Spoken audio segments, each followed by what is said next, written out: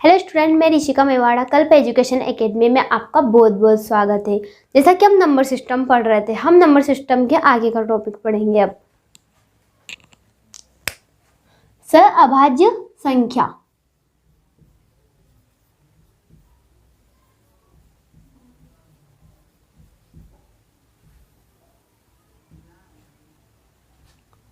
सहअभाज्य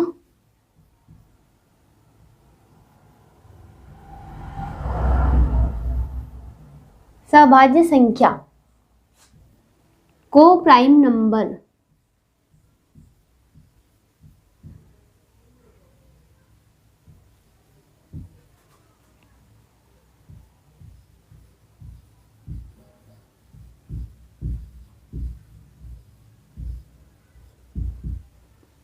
जब दो प्राकृत संख्याओं का महत्तम समापवर्तक एक हो, अर्थात उन दोनों संख्याओं में एक भी उभयनिष्ठ गुणनखंड न हो, सहअभाज्य संख्याएं कहलाती है।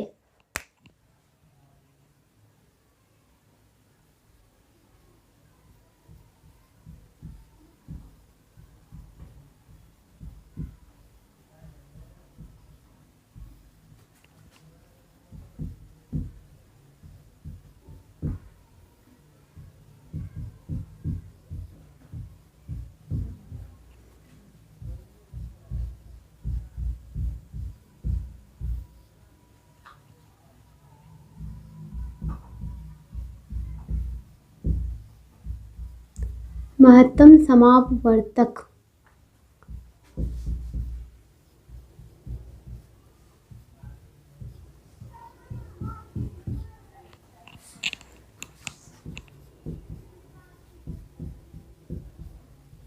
अर्थात इन संख्याओं में एक भी उभयनिष्ठ गुणनखंड न हो।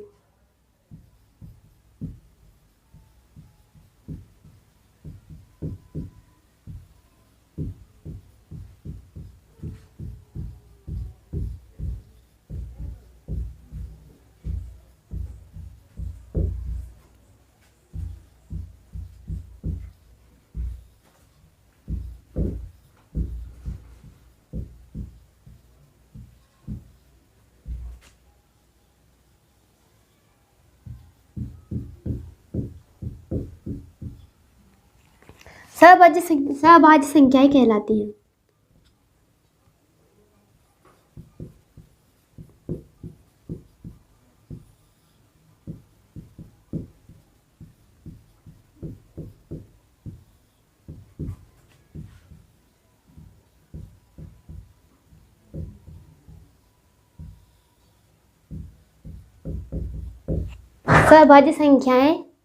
सहअभाज्य संख्याएं कहलाती है जब दो प्राकृत संख्याओं में महत्तम समापवर्तक मतलब एचसीएफ एक हो, अर्थात इन संख्याओं में एक भी उभयनिष्ठ गुणनखंड ना हो, सहअभाज्य संख्याएं कहलाती है। देखिए, सहअभाज्य संख्याएं कौन कौन सी हो सकती है।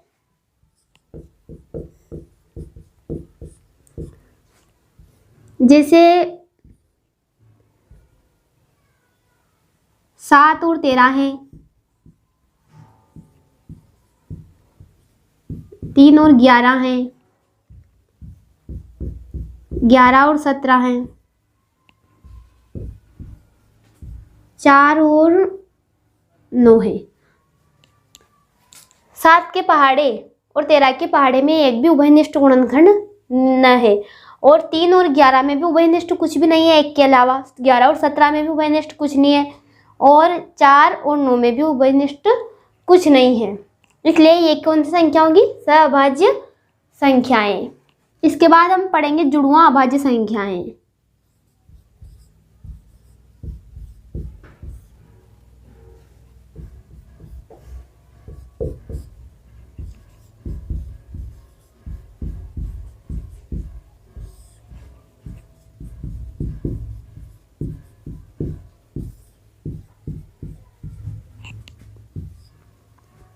जुड़वां अभाज्य संख्याएं। Prime Prince number.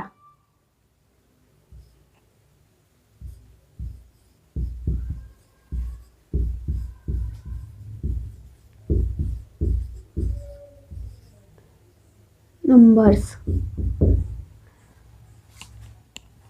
जब दो परिमेय संख्याओं के मध्य एक भाज्य संख्या अवश्य हो, इनको जुड़वां भाज्य संख्याएं कहते हैं।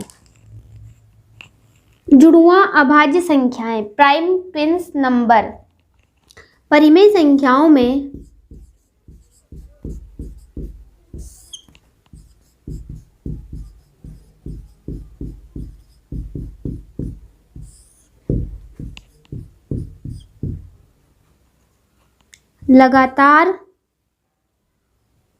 दो लगातार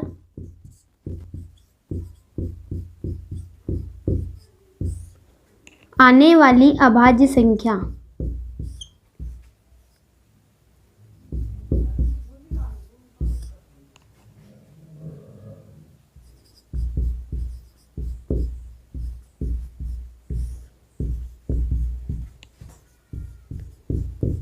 अभाज्य संख्याएं जिनके मध्य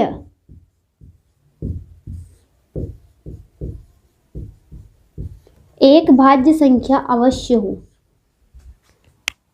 एक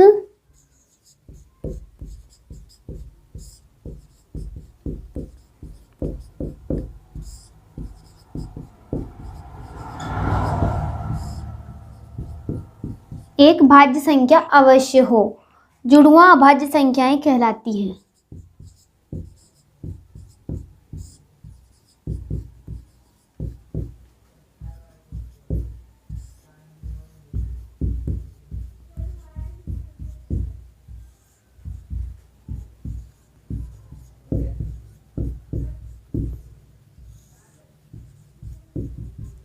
जुड़वां अभाज्य संख्याएं कहलाती हैं। इन संख्याओं के मध्य दो का अंतर होता है।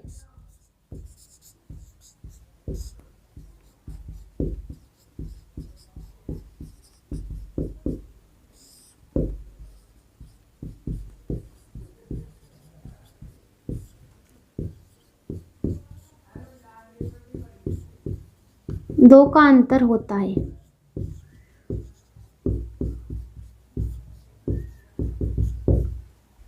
जैसे जुड़वां अभाज्य संख्याएं कौन कौन सी हो सकती है? जैसे 3 और 5 है, 5 और 7 है, 9 और 11 और 13 है, और 17 और 19 है। ये सभी कौन सी है? जुड़वां अभाज्य संख्याएं। जैसे 3 और 5 अभाज्य संख्याएं जो लगातार आती हैं, और इनमें एक भाज्य संख्या 4 है। 5 और 7 है लगातार आने वाली अभाज्य संख्या है, इनके मध्य आने वाली 6 है भाज्य संख्या। और 11 और 13 है, इनमें 12 भाज्य संख्या हो गई, और 11 13 लगातार आने वाली अभाज्य संख्या होगी। इनको क्या बोलते हैं? जुड़वां अभाज्य संख्याएं। यह है हमारा सभाज्य संख्या। जब दो प्राकृत संख्याओं में महत्तम समापवर्तक मतलब HCF एक हो, अर्थात इन संख्याओं में एक भी उभयनिष्ठ गुणनखंड ना हो, सभाज्य संख्याएं कहलाती हैं।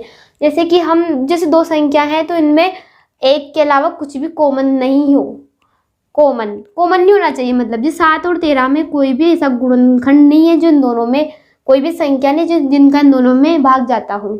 इसलिए ये दोनों कौन सी संख्या होंगी? सअभाज्य संख्याएं। 3 और 11, 11 और 17, 4 और 9। 4 भाज्य संख्या है, 9 भी, लेकिन इसमें 3 का ही भाग जाता है, इसमें 2 का ही जाता है, तो इनमें भी उभयनिष्ठ गुणनखंड एक भी नहीं है। जुड़वां अभाज्य संख्याएं, प्राइम प्रिंस नंबर्स। परिमेय संख्याओं में दो लगातार आने वाली अभाज्य संख्याएं जिनके मध्य एक भाज्य संख्या अवश्य हो, जुड़वां अभाज्य संख्याएं कहलाती हैं। इन संख्याओं के मध्य 2 का अंतर होता है। जैसे कि आप देख रहे हैं 3 और 5 में 2 का अंतर है, 5 और 7 में 2 का अंतर है, 11 और 13 में 2 का अंतर है, 17 और 19 में भी 2 का अंतर है, और इनके मध्य सिर्फ एक ही भाज्य संख्या आ रही है। तो ये हमारी हो जाएंगी जुड़वां अभाज्य संख्याएं।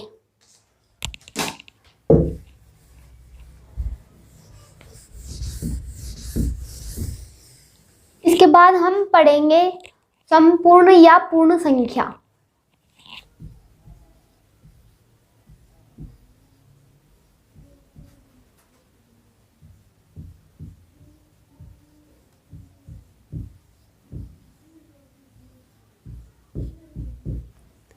देखिए ये पूर्ण संख्या और वो पूर्ण संख्या अलग अलग है। इस पूर्ण संख्या का मतलब होता है परफेक्ट नंबर, और उस पूर्ण जो हमने पढ़ा था जो 0 से स्टार्ट होती है, उस पूर्ण संख्या का मतलब होता है होल नंबर। उसको हम W से प्रदर्शित करते हैं, और यहाँ पे परफेक्ट नंबर है। हम इसको पूर्ण संख्या भी दे देता है एग्जाम में और संपूर्ण संख्या भी दे देता है। तो भी अगर वो इंग्लिश में हमें पढ़ना है वो परफेक्ट नंबर पूछ रहा है या होल नंबर पूछ रहा है, उसके अकॉर्डिंग हमें आंसर देना है क्वेश्चन का। तो हम पढ़ते हैं संपूर्ण या पूर्ण संख्या।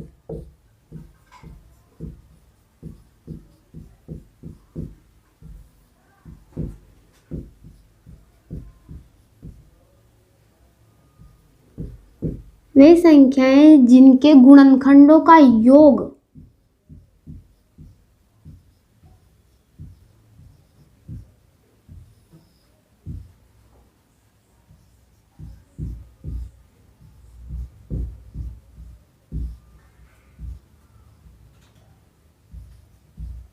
करने पर,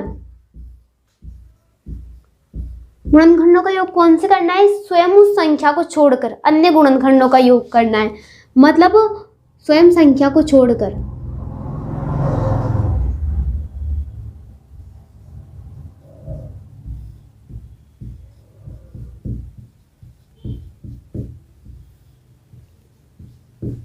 संख्या को छोड़कर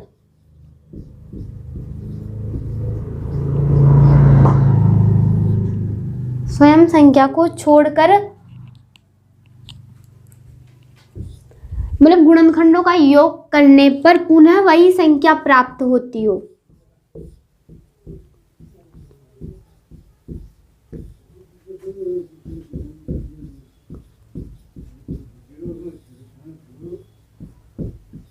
पुनः वही संख्या प्राप्त होती हो तो वह संख्या संपूर्ण संख्या कहलाती है।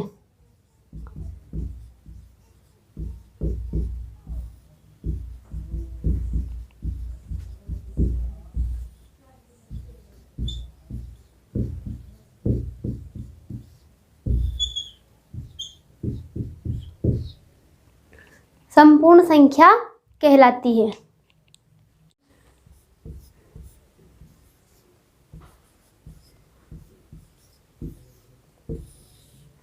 पहली संपूर्ण संख्या पहली संपूर्ण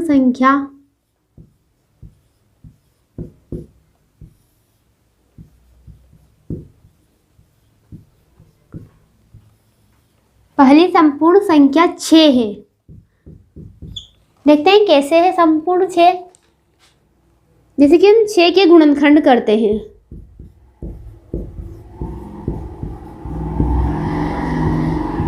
अर्थात हम 6 को किस किस प्रकार से तोड़ सकते हैं। 1 इंटू 6 ये कर सकते हैं, और एक तो है ही सही। अब 6 को किसे 2 इंटू 3 में तोड़ सकते ना। तो 6 के गुणनखंड हो जाएंगे 1, 2, 3 और 6। लेकिन स्वयं संख्या को छोड़कर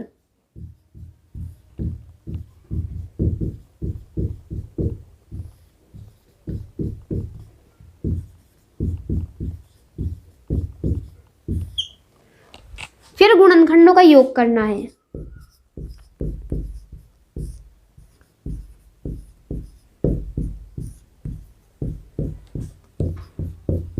तो हम गुणनखंडों का योग करेंगे तो कैसे करेंगे? 1 + 2 + 3, तो इनका योग कितना हो जाएगा? 6। संख्या के बराबर हो गया है, तो ये क्या कहलाएगी? संपूर्ण संख्या। उसी प्रकार 28 है।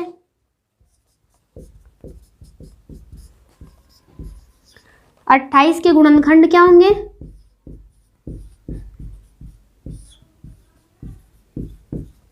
28 के गुणनखंड क्या हो सकते हैं? जैसे 1 इंटू 28 होंगे। फिर 28 को हम किन भागों में? 7 चौक 28, मतलब 4 इंटू 7। अब इसको तो छोड़ना है, इसको क्या करना है? छोड़ना, क्योंकि स्वयं संख्या 28 है तो इसको हम छोड़, और 7 चौक भी 28 होते हैं तो 7 इंटू 4 भी होंगे, 14 दूने भी 28 होते हैं, तो ये भी उसके क्या हो जाएंगे, गुणनखंड हो जाएंगे। अब हमें 1 भी ले सकते हैं अपन, 2 भी ले सकते हैं और 14 भी 7 भी ले लेंगे, लेकिन हम 28 नहीं लेंगे क्योंकि 28 को हमें छोड़ना है। तो गुणनखंडों का योग,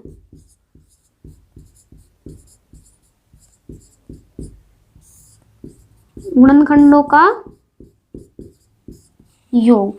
अब एक गुणनखंड है ना, 2 भी है, 4 है, 7 है और 14 है। 14 और 7 21, 21 और 4 25, 25 और 2 27, 27 और 1 28, कितने होंगे 28। तो ये क्या हो गई, संपूर्ण संख्या है।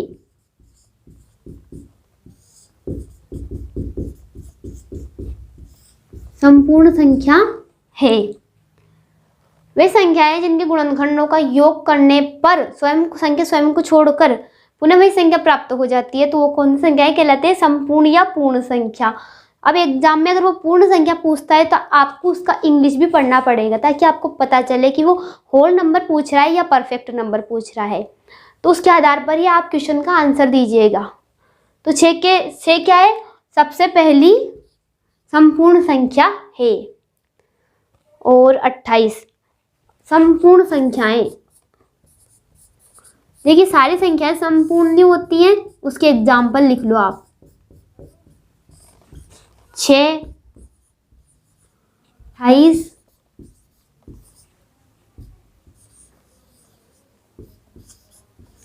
ये सभी संपूर्ण संख्याएं हैं।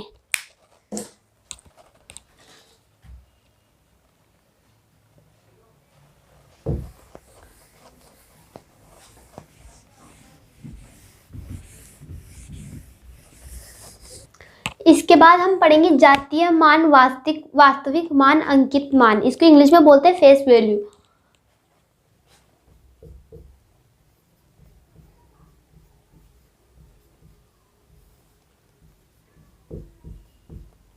जातीय मान,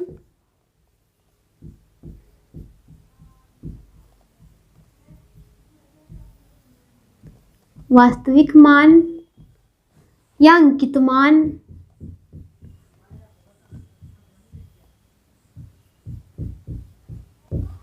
फेस वैल्यू।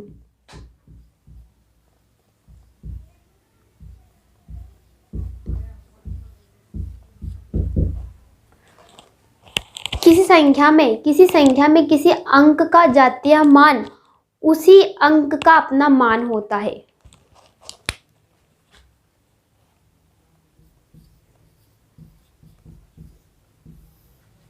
किसी संख्या में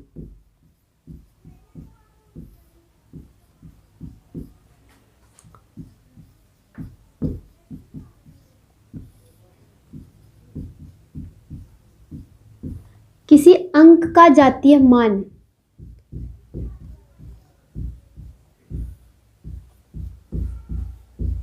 उसी अंक का अपना मान होता है।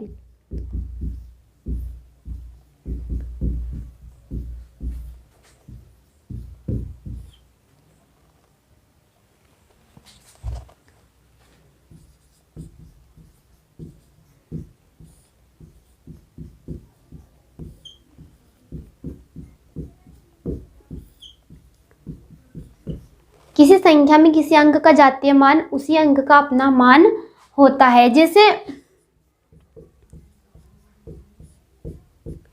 485 है, 485 में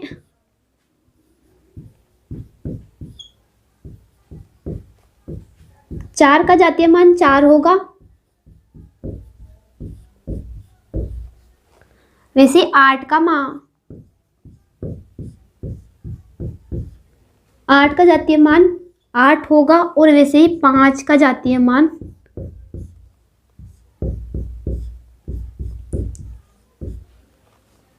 देखो, किसी संख्या में किसी अंक का जातीय मान उसी अंक का अपना मान होता है। इसमें स्थान का कोई फर्क नहीं पड़ता, ये भी लिख लो। चाहे वह अंक किसी भी स्थान पर हो।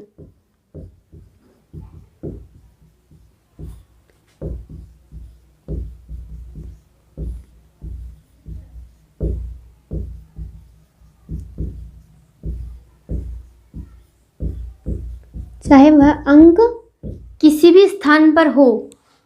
जैसे 485 है, 9, 6, 8 में देख लो आप। 9 का जातीय मान 9, 9 और 6 का जातीय मान 6 और उसी प्रकार 8 का जातीय मान भी 8 होगा। ये हमने पढ़ा जातीय मान। किसी संख्या में किसी अंक का जातीय मान उसी अंक का अपना मान होता है, चाहे वह अंक किसी भी स्थान पर हो। अंक स्थान का कोई प्रभाव नहीं पड़ता है इसमें। जैसे 485 है तो 4 का जातीय मान 4, 8 का जातीय मान 8 और 5 का जातीय मान 5 होता है। जैसे 9 और 6, 8 में भी हमने देखा है। तो जातीय मान तो आपको समझ में आ ही गया होगा। इसके बाद हम पढ़ेंगे स्थानीय मान।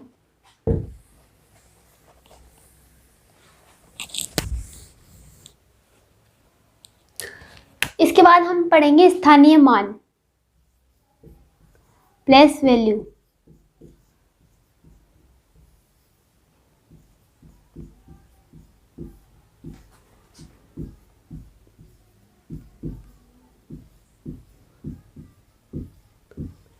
किसी संख्या में किसी अंक का वह मान जो उसकी स्थान स्थिति के अनुसार बदलता रहता है। उसके मान में उसके स्थिति के स्थान बदलने पर उसके मान में भी परिवर्तन हो जाता है, तो उसको स्थानीय मान कहते हैं। जैसे कि किस संख्या में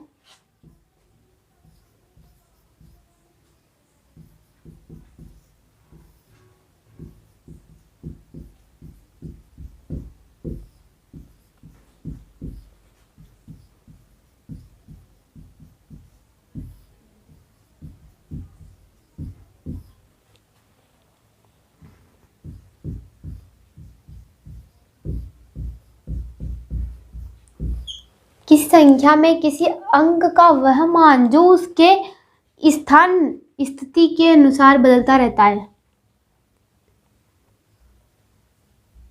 जो उसके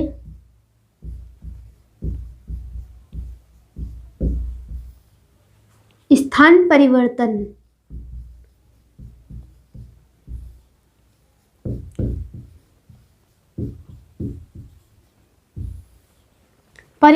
के साथ बदलता रहता हो।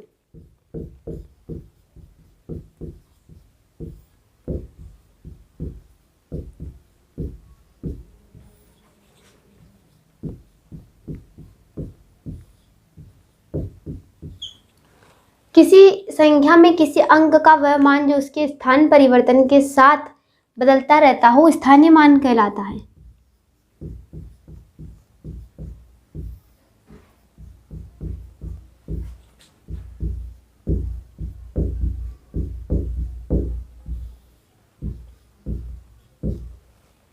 स्थानीय मान कहलाता है। जैसे कि अपन ने कोई भी संख्या ले लो आप, ये है तो हम इसमें अगर 4 का स्थानीय मान, तो हम इसमें 4 का स्थानीय मान देखते हैं।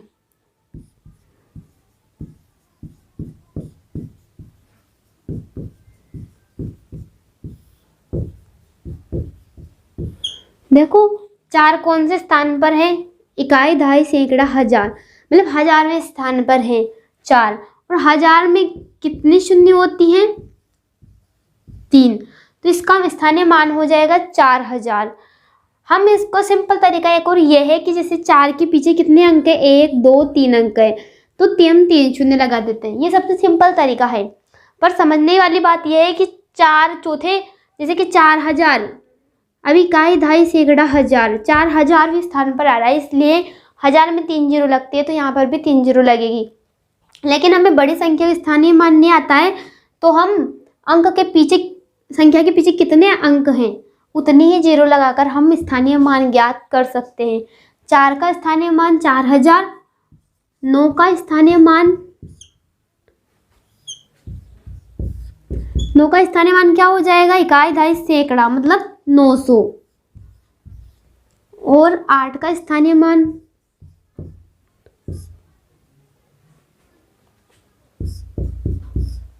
80 हो जाएगा। और 6 का स्थानीय मान 6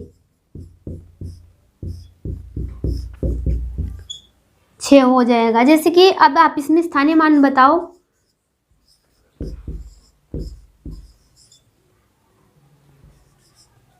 इसमें आप 9 व 4 का स्थानीय मान बताओ।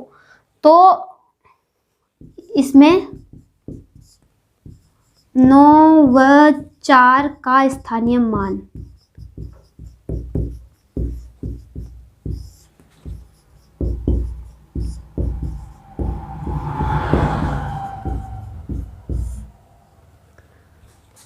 दो 9 जैसी संख्या है, इसे 9 व 4 का स्थानीय मान बताइए।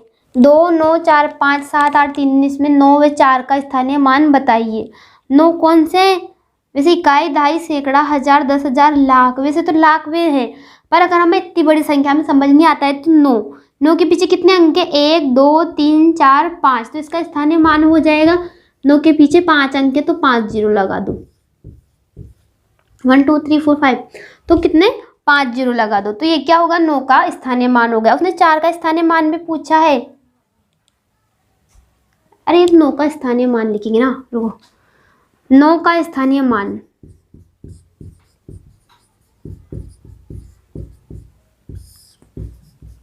9 का स्थानीय मान कितना हो जाएगा, 9 है, इसके पीछे 1 2 3 4 5 अंक है, तो कितनी शून्य लग जाएंगी, 5 जीरो लग जाएगी। और हमें 4 का स्थानीय मान ज्ञात करना है, तो 4 का स्थानीय मान, तो 4 का स्थानीय मान 1 2 3 4, मतलब 4 के पीछे 4 अंक आ रहे हैं, 1 2 3 4, तो इसके पीछे कितनी जीरो लग जाएगी, 4 जीरो लग जाएगी। स्थानीय मान प्लेस वैल्यू, किसी संख्या में किसी अंक का वह मान जो उसके स्थान परिवर्तन के साथ बदलता रहता हो स्थानीय मान कहलाता है। जैसे कि अगर हम इस 9 को आगे, अगर इस 9 को मैं स्थान परिवर्तन कर देती हूँ तो इसका स्थानीय मान में भी परिवर्तन हो जाएगा। और ऐसे ही हम जैसे भी किसी भी अंक का अगर स्थान परिवर्तन, अब 8 को यहाँ रख दूंगी तो 8 के 1 2 3 4 5 6 7, तो इसके 8 के पीछे कितने शून्य लगानी पड़ेगी, 7 शून्य लगानी पड़ेगी। चलिए अब हम कल पढ़ते हैं। हमारे चैनल के नए अपडेट पाने के लिए हमारे चैनल को ज़्यादा से ज़्यादा लाइक एंड सब्सक्राइब कीजिए। कल हम पढ़ेंगे परिमेय संख्याओं के दशमलव प्रसार के बारे में हम जानेंगे।